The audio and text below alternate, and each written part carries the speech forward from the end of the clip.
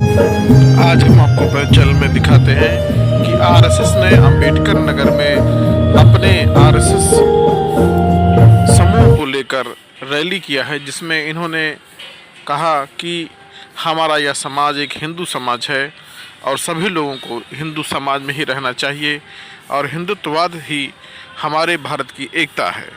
ये कहते हुए उनके समिति के अध्यक्ष ने कहा कि हम सभी लोगों को, देश में सभी नागरिकों को एक हिंदू समाज बनाना चाहिए, जिससे ये हिंदू राष्ट्र देश हो जाए।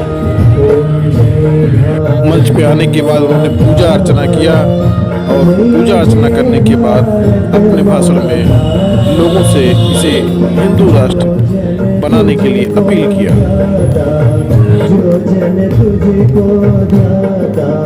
सुख संपद पाता, ओम जय भारत माता, ओम जय भारत माता, मैया जय भारत माता। जो जन तुझको ध्याता, जो जन तुझको ध्याता, सुख संपद पाता। खड़ा करके देश के अंदर में आंदोलन चलाया, तो कोई बॉर्डरलैंड की मांग करता है, तो कोई खालिस्तान की मांग करता है। इस प्रकार के अलग अलग राज्यों को बांटने के लिए अलग अलग राज्यों की मांग होती है। और इतना ही नहीं, तो इसके आगे दुनिया का एकमात्र देश भारत है, जहां लोकतंत्र में जातियों के आधार पर पार्टियां बनी है। दुनिया के किसी भी देश में आप चले जाएंगे, वहां मजहब के आधार पर, धर्म के आधार पर, जाति के आधार पर कहीं कोई पॉलिटिकल पार्टी नहीं मिलेगी। पर दुनिया का एकमात्र देश भारत है। इस भारतवर्ष को टुकड़े टुकड़े में तोड़ने के लिए, इस हिंदू समाज को टुकड़े टुकड़े में बांटने के लिए हमारे तथाकथित विदेशी लोगों ने, उस आक्रांताओं ने भारत के अंदर में कुछ जयचंदों को खड़ा करके ऐसी पॉलिटिकल पार्टियां बना दिया है जिस प्रदेश के आप रहने वाले हैं। आप निगाह उठाकर देखेंगे, इस उत्तर प्रदेश में हर जाति की एक पार्टी मिलेगी। मित्रों, इन राजनीतिक पार्टियों का उद्देश्य सत्ता को प्राप्त करना नहीं है, ये ध्यान सुन लीजिएगा। ऐसे राजनीतिक पार्टियां इसलिए बनाई गई है कि ऐसे पार्टियों के द्वारा इस हिंदू समाज को हमें टुकड़े टुकड़े में तोड़ना है, ताकि जैसा चाहते हैं वैसा शासन हमेशा हमेशा के लिए इस देश पर कर सके। इसलिए इस देश के अंदर में जाति आधारित पार्टियों को खड़ा कर दिया, बुद्धि भी अपना दिया, पैसा भी अपना दिया, और इस देश के अंदर में ऐसे राजनीतिक पार्टियों को जन्म हो गया। जिस प्रकार से यहाँ पर लोगों को खुश करने के लिए किस बंद हुआ है, आपने चुनाव की समीक्षा भी देखी होगी। बिहार और नेपाल की जो सीमा है उसको सीमांचल कहते हैं। चाहे नेपाल और बिहार की सीमा लगी है उसको सीमांचल कहते हैं। उस सीमांचल में बिहार राज्य के किसी पार्टी का खाता नहीं खुला है। मित्रों, किसका खाता खुला है? तो अवैसी आपकी गाड़ी का कमाई का पैसा इस तरह से लगाया जा रहा है। ये स्थिति परिस्थिति है। इतना ही नहीं, जिनने देश के लिए सब कुछ किया, अब बलिदान किया, देश की आजादी दिलाई, दुर्भाग्य था ऐसे पीछे छोड़ दिया गया, बेकार अलग कर दिया गया।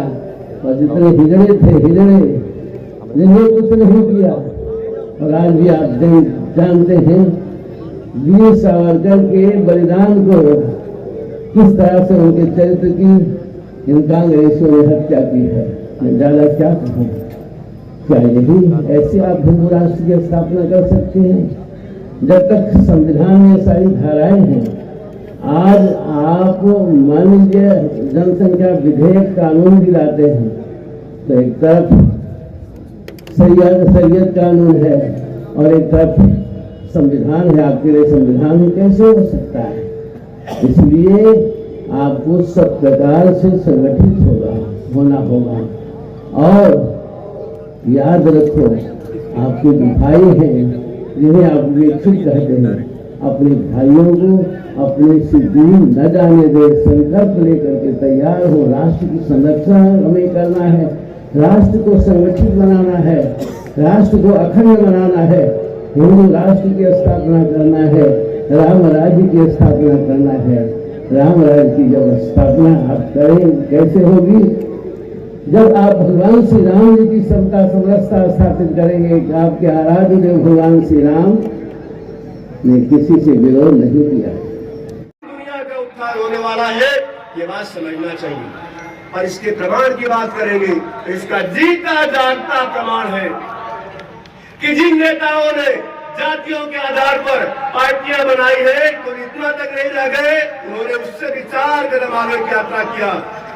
हमारे महापुरुष जिन्होंने संपूर्ण समाज को एक सूत्र में बांधने का काम किया है, ऐसे महापुरुषों को भी जातियों के आधार पर बांट दिया है। इसलिए आप देखते होंगे बड़े बड़े शहरों में होर्डिंग लगते हैं, बड़े बड़े पोस्टर लगाए जाते हैं। कभी किसी महापुरुष की जयंती मनाई जाती है तो एक समाज विशेष के लोग जयंती मनाते हैं, दूसरा समाज वहां पर जाता नहीं है। इससे बड़ा प्रमाण और क्या हो सकता है? और जिन महापुरुषों ने अपना पूरा जीवन इस समाज के लिए लगाया, समाज की कुरीतियों को दूर करने के लिए लगाया, आज उनको जातियों के आधार पर बांटते हैं। ये हमें और आपको सोचना पड़ेगा। अगर संपूर्ण हिंदू समाज को एक मंच पर लाना है, संगठित करना है, तो संपूर्ण हिंदू समाज को मिलकर के सभी महापुरुषों की जयंती मनानी पड़ेगी। मदन मोहन मालवीय की जयंती भी थी। महापुरुष ने बड़ा काम किया, दुनिया का पहला हिंदू विश्वविद्यालय खोला उन्होंने, पर एक जाति के लिए नहीं, संपूर्ण समाज के लिए खोला कि संपूर्ण समाज आकर के काशी हिंदू विश्वविद्यालय में अध्ययन करेगा। इसलिए उन्होंने संपूर्ण समाज के लिए विश्वविद्यालय खोला। मैं भी कल परसों 2 दिन